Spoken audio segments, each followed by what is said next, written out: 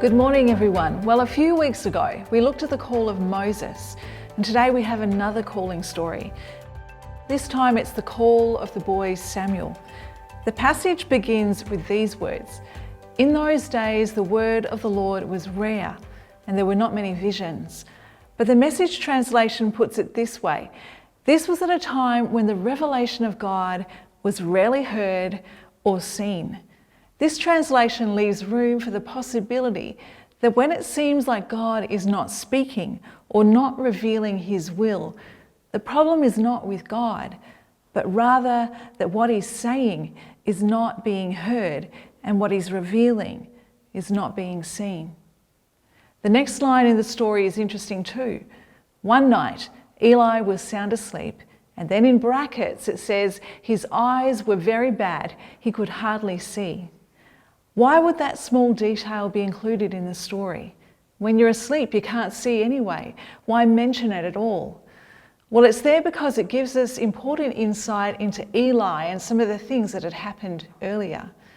You see, the truth is that God had revealed his will to Eli, but Eli could barely see it. In fact, he turned a blind eye and refused to see. Eli's sons were nothing but trouble.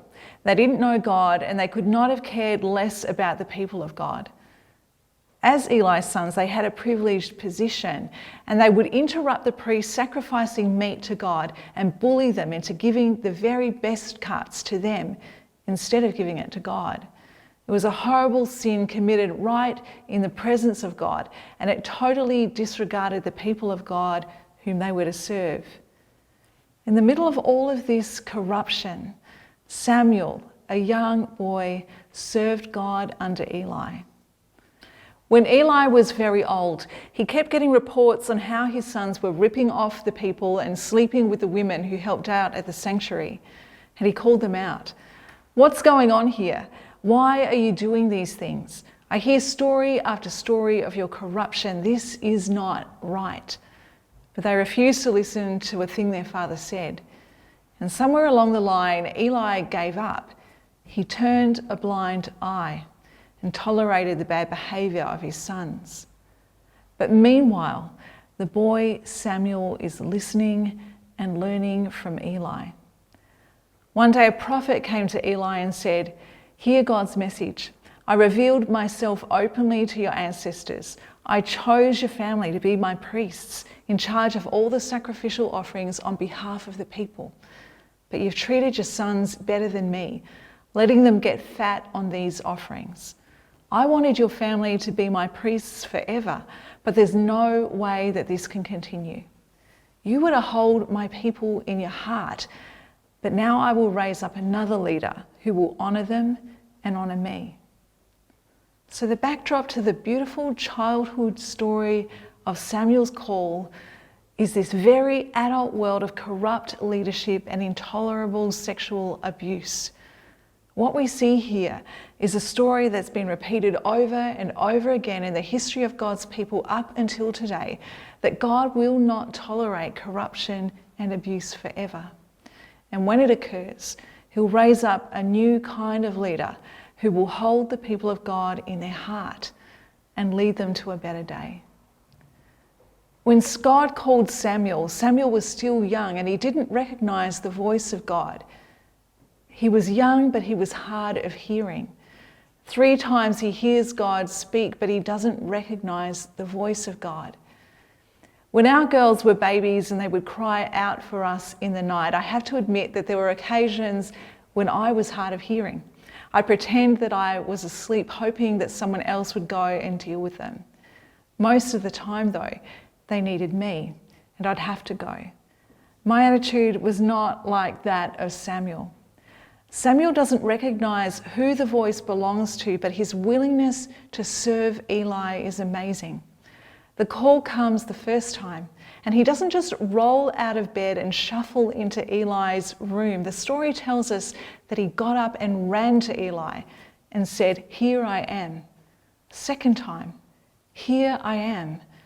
Third time, and I would have at this point rolled over and pretended to be asleep, but Samuel gets up and runs to Eli, "Here I am." There is a deep desire in this child to serve Eli. It's a beautiful thing, and apart from the fact that Eli was woken by Samuel 3 times in the night, it must have moved the old man to the core to see in this young person the desire and willingness to serve. Here I am, here I am, here I am. In his youth, Samuel did not recognize the voice of God, but Eli was old and he'd heard the voice of God before. He may have been willfully blind to the revelations of God in his own life, but he still had wisdom for Samuel.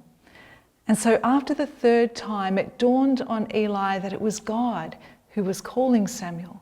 So he said to him, "Go back and lie down. And if the voice calls again, say this, 'Speak, Lord, I'm your servant, ready to listen.'" So Samuel returned to his bed. When God called Abraham, he said his name twice, Abraham, Abraham. And when God called Moses, it was the same, Moses, Moses. Finally, God calls Samuel one more time, Samuel, Samuel. And this time Samuel replied, "Speak, Lord, I'm your servant, ready to listen." And God revealed many things to this child, difficult things, things beyond his ears, things that would make the ears of the unhearing generation tingle. Most disturbingly, he told Samuel that because Eli had turned a blind eye to the corruption and abuse perpetrated by his sons, that the whole family would be brought down. Samuel stayed in bed until morning, and then he rose early and went about his duties, afraid of that moment when he'd have to tell Eli about the vision. But Eli had wisdom, and he insisted. And after Samuel told him everything, Eli accepted it, saying, "He is God, let him do whatever he thinks best." As Samuel grew, God was with him, and he learned to hear and obey the voice of God. And everyone in Israel recognized that he was a true prophet of God. And because Samuel was determined to hear and obey, God continued to show up and reveal his word to Samuel.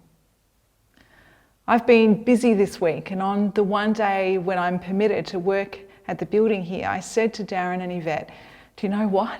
I just need this week's message to drop into my head fully formed. I need it to be done."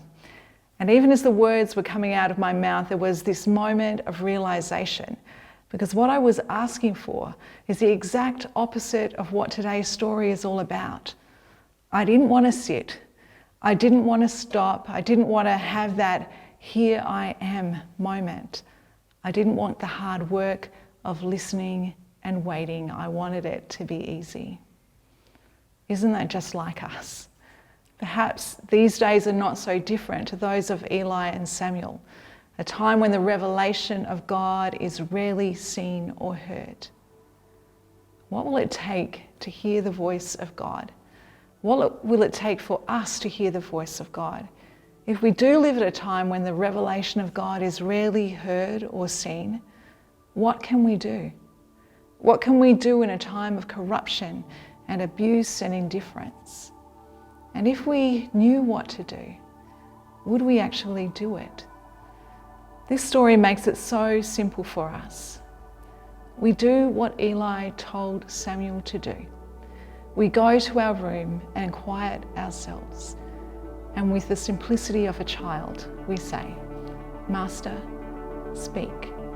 Your servant is listening."